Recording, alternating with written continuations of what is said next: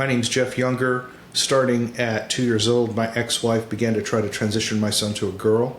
When I refused to allow her to do that, she filed for divorce. We went through a long 10-year battle in the state of Texas. She was able to muster more political power in the state of Texas than I was, and was able to take my children and move them to California, where she chemically castrated my sons. I've been fighting continuously. I've been up to the Texas Supreme Court. I got laws passed in Texas outlawing these procedures. Currently in California, the position of the courts is that I have to pay for the castration of my own son as medical child support. I'm refusing to do that, and right now I'm looking at 2 years in prison.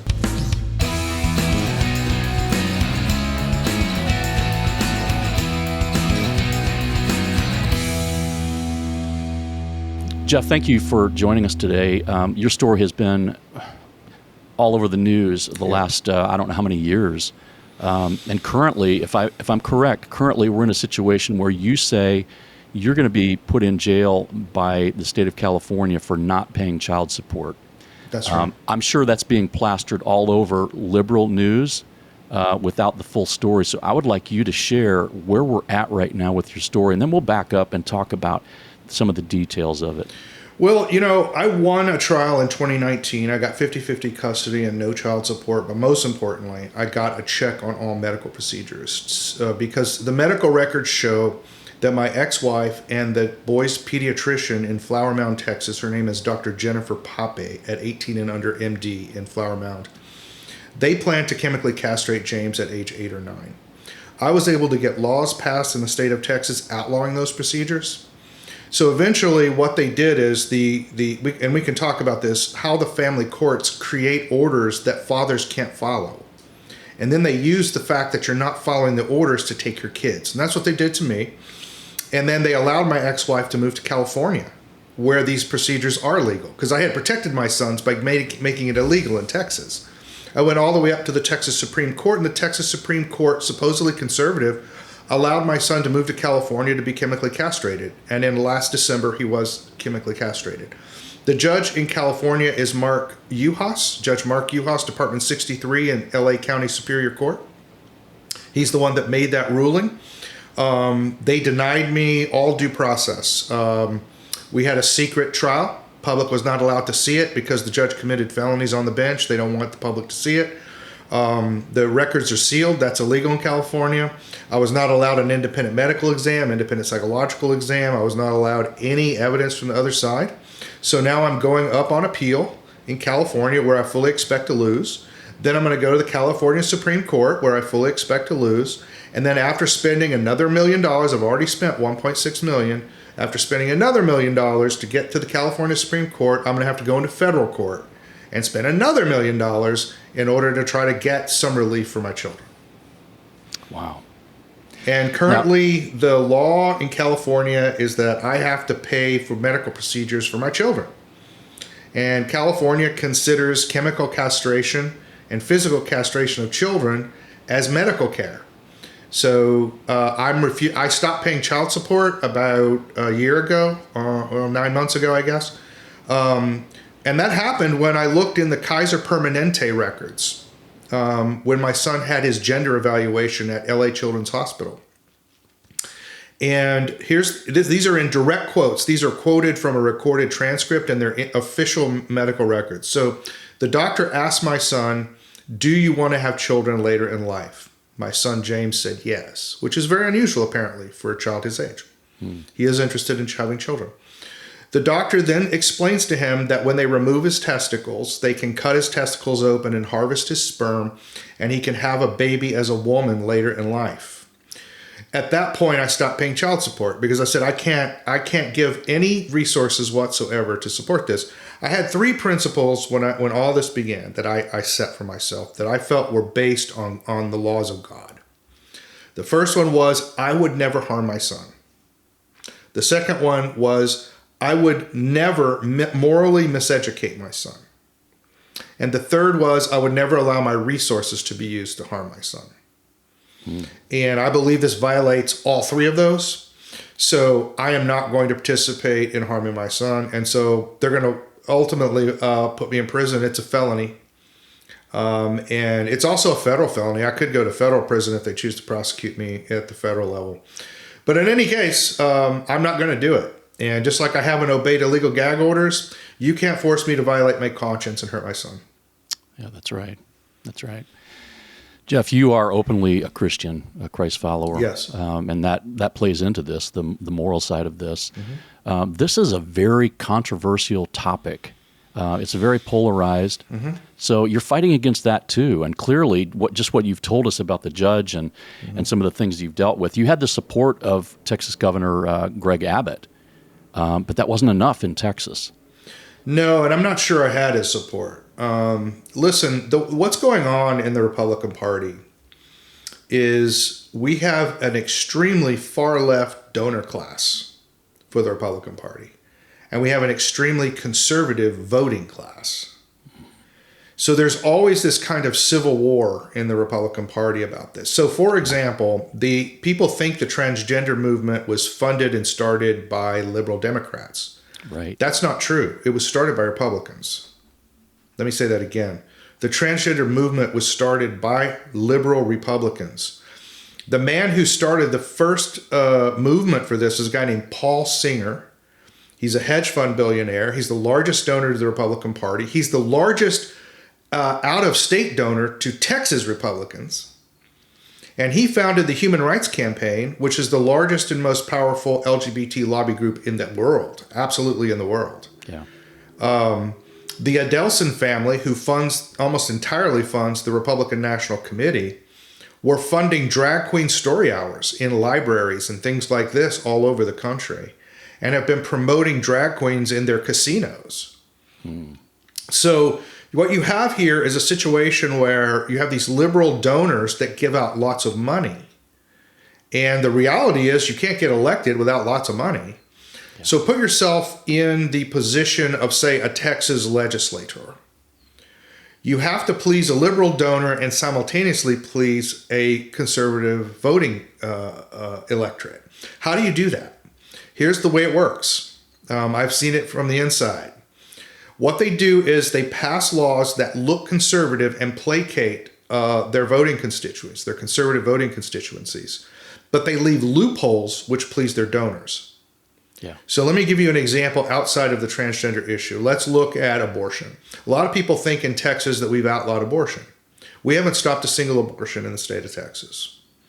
So what we did is we outlawed the medical procedure by a doctor of abortion. But it's still perfectly legal for a mother to take an abortion pill and kill her baby because it's not being done by a doctor. So what the Texas legislators do then is they go to the electorate and say, do you see how conservative I am? We outlawed abortion. Then they go to the donor class and say, see, we didn't stop any abortions. We left a loophole, so give me millions of dollars so I can get elected next year. That's the game they play. That's why the federal Congress can pass all this border legislation and everything and never has any effect.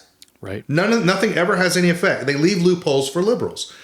So what we're going to have to do if we're serious about this transgender issue, if we're serious about reclaiming a Christian culture, is we're going to have to defeat the liberal donor class of the Republican Party. And that's the battle in the GOP ahead for us. Yeah, I think we've all seen that. If we are conservative, we have all seen how money really does talk when it comes to politics especially. Yes. I was surprised when I read this in your bio. I was very surprised that we had such strong, huge liberal backing for the trans, the agenda there. If you go, every RNC, they put a transvestite up on stage to talk. They put a trans person at the RNC convention. They put trans people up to talk to us and tell us about how great it is to be conservative. That should tell you something. Yeah. Yeah, and I think that's really what you're up against right now. Yes. So this started as a battle between you and your wife. Yes. Her saying, which I want to get to. I want to talk about James.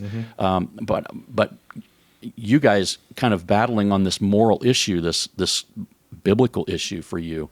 But now you're battling against this huge system that you are trying to create awareness for, so that those of us who are sitting on the sidelines that don't have this direct impact, it's not directly impacting us, that we can understand, because it goes so much deeper than just the surface like you're talking about. Trump is in office right now. I just wanted to get your opinion on, is that going to help you at all in any way, or the movement in itself? It's already helped me. He's the first elected official that's ever actually kept a promise to me. His staff promised me that within 1 month they would pass an executive order banning these procedures, and he did it in the third week. Yeah. What that did is it prohibited federal reimbursements to hospitals that do these procedures. I don't think a lot of people know, but once you get kids into the pipeline, on this gender pipeline in these gender clinics, they become a $4.5 million lifetime income stream to the gender clinics. So imagine if you have 5,000 kids. You have just a massively huge $1 billion income stream, right? So that's what's really going on here. They want to put these kids into these, and the drugs that they use, the puberty blocking drugs, are among the most expensive drugs in the world. Wow, of course. So the hospitals can't afford to do this without federal reimbursements, and those federal reimbursements were put in place by Obama. Specifically to push the trans agenda. So our enemies are extremely adept at doing this. They create in the economy through regulation, laws, insurance regulations, things like that. They create financial incentives to do the wrong thing. Yeah. And long ago in Obama's administration, he created financial incentives to trans kids. And that's why it's happening. I mean, it's no accident. I mean, just look, in 2 years, you had $100 million gender clinics sprouting up in all 50 states. I mean, you don't get capital like that out of nowhere. That's okay? Right. So this is a deeply planned attack on conservative families, especially suburban families. And it was an attempt to break up the voting cohesion of the middle class. You know, right now, I brought up Trump. I'm going to bring up one more that's under a lot of heat right now, and that's Elon Musk. And he's going through and he's cleaning house with stuff. I would imagine this is on his plate too, is the stuff that we're funding that we have no business funding as taxpayers. Yeah. You may not know this, but Elon Musk had a son who was transed by one of Elon Musk's ex-girlfriends. And Elon Musk has said he was totally alienated from me, and my son is dead now from the transgender issue. Wow. And that was Grimes, that he had a child with. Yeah. And so Elon Musk has been directly touched with this issue, and he's definitely on our side when it comes to the trans issue. Wow. Well, for those of you listening, we don't often talk about politics on here, but this is a perfect example of why Christians need to be aware of what's going on in our government and politics. Yes. It is so important, because if we don't take a stand, this stuff kind of continues. And as you said, Jeff, things are happening under the surface that most of us don't know about, and it's setting up agendas for things later down the road. Most definitely. We need to be aware of that, and we need to stand up as believers and take a stand for families like Jeff's. Let's go back and talk about the beginning of this issue, because this goes back to when did this actually begin, the issue between you and your wife and this transgender. My sons were 2.5 years old, and Wow. she started trying to transition him while we're still married. Wow. Is this to you, I know people are going to ask this, is this to you about LGBTQ plus? Are you just opposed to that agenda, and this is your way of staking your flag in the ground and saying, I'm going to battle against it? So here's something a lot of people don't know about me. So in my youth, I was a raging libertarian before I was a conservative. And I volunteered to go in the Army. I was trained and I was qualified as a U.S. Army infantryman. I went to the airborne school. I was headed to the 1st Ranger Battalion. At the airborne school, I got wind that a gay man had been discharged and given a dishonorable discharge for off-base sexual activity. Now, I believe the officer corps can throw anybody out of the military for any reason whatsoever. If it enhances force effectiveness, there's literally no reason that they can't throw people out or bring people in on any criteria whatsoever. I don't care if it's racial or anything. I think any reason that makes it better, they can do it. Yeah. However, they gave this man a dishonorable discharge, which is a discharge that is generally reserved for the murder of non-combatants and rape of non-combatants. Wow. And it's in cowardice in battle. And it's an appropriate discharge for those reasons. A dishonorable discharge is way worse than a federal felony conviction. You cannot rent an apartment. You cannot get a mortgage because the government will not insure your mortgage. Wow. You cannot have any licensure in any state for the rest of your life. You can never possess a firearm. You're never allowed to vote. You basically can't do anything but become homeless. I mean, once you have a dishonorable discharge, you're done in America. And it's an appropriate punishment, actually. It's a form of banishment for cowardice in battle. I approve of it. Sure. However, I don't think it's appropriate for off-base sexual activity. So I actually led a protest off-base about it in my raging libertarian days. And I was punished. I was given hard labor. I was imprisoned at hard labor for doing that protest. And ultimately, it led to my discharge from the Army. So I don't agree with the gay agenda whatsoever. I don't believe in gay marriage. I don't even believe that being gay is a status. I think it's a behavior, not a status. So you can't attach rights to it at all. Right. So I'm totally not on board with the gay agenda or the LGBT agenda. But I also don't believe the government should mistreat anyone. And I'm not going to allow the government to mistreat anyone. So, yeah, you could say, am I just against the LGBT agenda? Yeah, and for good reasons. But that doesn't mean I want the government to mistreat anyone. And when I ran for office in Texas, I'd have all these people show up and call me a transphobe and a gayphobe, and I would just ask them a question. I went to prison at hard labor to stand up for fairness for a gay person. Have you done that? Well, then shut up. Yeah. Is that your stance today? Yes. Okay. I think gay marriage should be repealed. I think the Supreme Court decisions that establish being gay and trans as protected classes are absurd because these are behaviors, and you can't attach rights to behaviors. That doesn't even make sense. Yeah. So I completely want to do all that stuff, but at the same time, I don't want the government to abuse anyone. Yeah. I think that's a reasonable stance, and I think it's the conservative stance. And you've kind of answered this question, but I want to ask you another thing that has probably been thrown out of you. As a Christian, aren't we supposed to love everyone, including the trans and the LGBT community? Yeah, but here's the thing. You're 100% right. We should love everyone. I do love trans people. There are trans people that I'm in contact with all the time because they don't support trans and kids. I have to work with them. If we have common cause to protect kids, I'll work with anybody. Sure. But let's talk about what love is. If you read the Bible, there's 3 words for love that are used. Remember when Jesus asked Peter, do you love me? And he says, well, of course I love you. And then he says, Peter, do you love me? And Peter says, of course I love you. And then Jesus says, do you love me? And Peter says, yes. And he has tears in his eyes. He says, then feed my sheep. If you read it in the Greek, he's using different words for love every time. You won't understand that passage unless you see the differences there. The kind of love that we're supposed to have for everyone is called agape.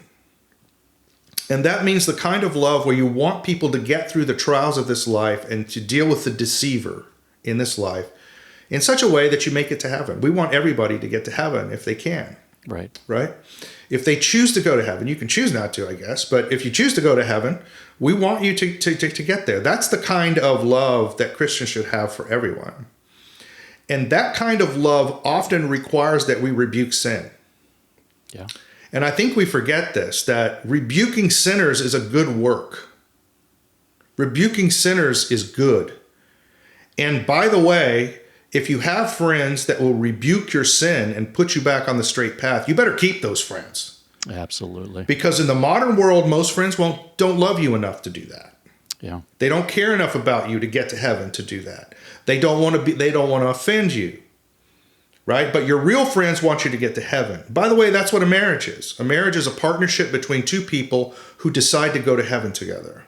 Yeah, that's right. And it requires the rebuking of sin. And we have forgot this for some reason. I think it's actually been a deliberate plan to subvert the meaning of the word love. Oh, I agree. to mean something more like fidelio in the Greek rather than agape in the Greek. The friendship that you might have for an acquaintance or business acquaintance or something. Mm-hmm. That's a completely different kind of love than the love for someone that you want them to get to heaven. And you have to rebuke sinners in your community, or you're going to have a community that essentially creates the conditions for most people to go to hell. True love is putting people on the right path and helping them repent. And by the way, that doesn't always mean, I have more of a medical metaphor for the church rather than a legal metaphor. And, not all medicines are good for everybody. Everybody has different illnesses that cause them to sin. So for some people, a stern talking to is what they need. Mm-hmm. For some people, quietly setting the example is what they need.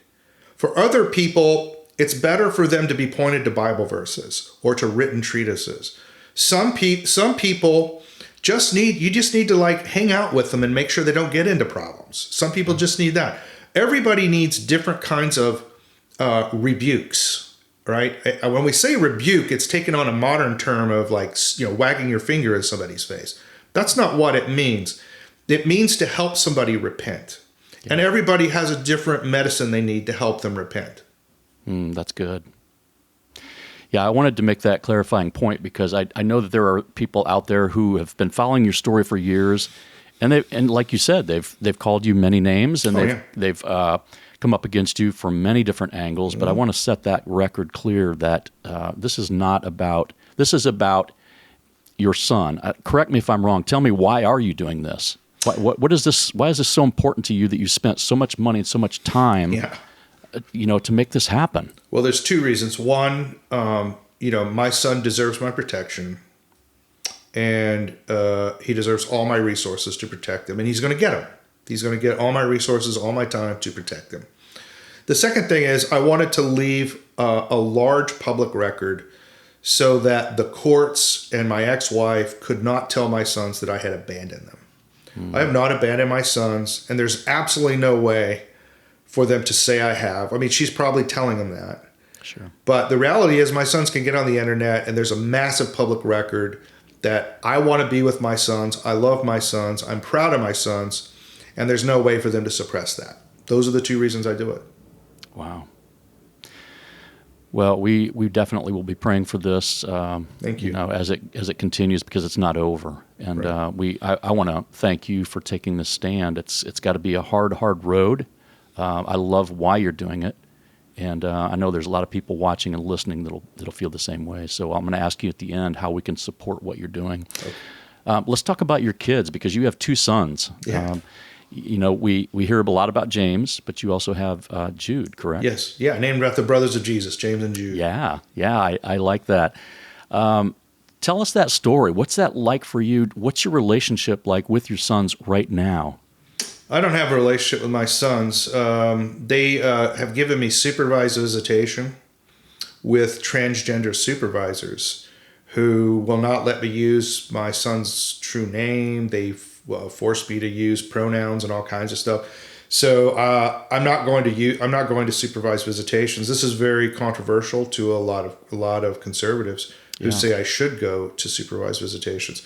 But I think it would set a couple things. One, I did 2 supervised visitations just to confirm my beliefs about it. It does confirm in a child's mind that something's wrong with you, because you have to have somebody watching over you. That's number one. Yeah. And number 2, it forces me to deal with my son in a way that I'm unwilling to deal with him. So my relationship with my sons has always been extremely, extremely close. I was a highly involved father. I actually moved my business into my home so I could be with my sons 24 hours a day. Even during the divorce, me and my sons are very close. If I had to describe them to you, probably the best way is through a story. I could not understand modern cartoons. I just watch them. I don't even understand. I can't even find the plot or what's going on. So I went back to stuff I watched, and I liked Johnny Quest when I was a kid, when I was young. So I got the Johnny Quest DVDs, and we would watch these Johnny Quests, and they're really fun because like people are shooting real guns, and they're real adventures with real things, and so my sons really loved them. And one day they were about 2.5. This is right before she started trying to transition James. We were watching one of their favorite episodes called The Invisible Monster. And this monster is chasing this little dog named Bandit. And James is saying things like, oh, well, don't worry, Bandit's fast enough. And Johnny's there. He's going to grab him out of the way. I don't think there's going to be a problem. And Jude is saying, why is Bandit so scared? Johnny is really worried about Bandit. That monster is so angry, and he has no reason to be. And I realized that Jude was living the inner life of the characters, and James was living the outer life of the characters. And that was a key insight for me about how to raise them. Mm. And so I saw very early that I had 2 boys who had very different orientations to the world, Yeah. And it shows up physically. James is a very talented stick and move boxer. He had Olympic talent scouts looking at him. Wow. Jude is a very heavy set, flat-footed wrestler. And he would make a great offensive guard. And so you can imagine how much fun it was playing around the house. You got these 2 totally physically mismatched kids. And, and I raised my kids the way I was raised on a farm, like I don't have rules for my house.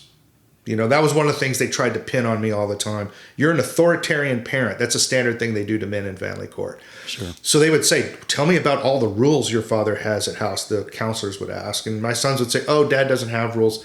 He says we should just follow the golden rule and be reasonable with people. And that's how I raised them. I only had to make one rule the whole time. Yeah. They left iPads on the floor and stepped on them twice. So we said, well, we're going to have a rule, keep them on tables. But by and large, I told them, your room doesn't have to be perfectly clean. It just should never rise to anyone's attention. We have the no mistakes principle. If you break a glass, but you sweep it up and take care of it and put everything away, it's not a mistake. If you fix it, it's not a mistake. Take every risk you want, because as long as you can fix it, it's not a mistake. So take risks. Feel free. Amen. And that's the way I raise my sons. With regard to values, it's probably best describe that with a couple of observations from the boxing gym. Well, we're going to take a break here, and when we come back, you're going to hear a great story about lessons learned in the boxing ring with Dad, Jeff Younger. And so make sure you come back for part 2, and we will talk to you soon.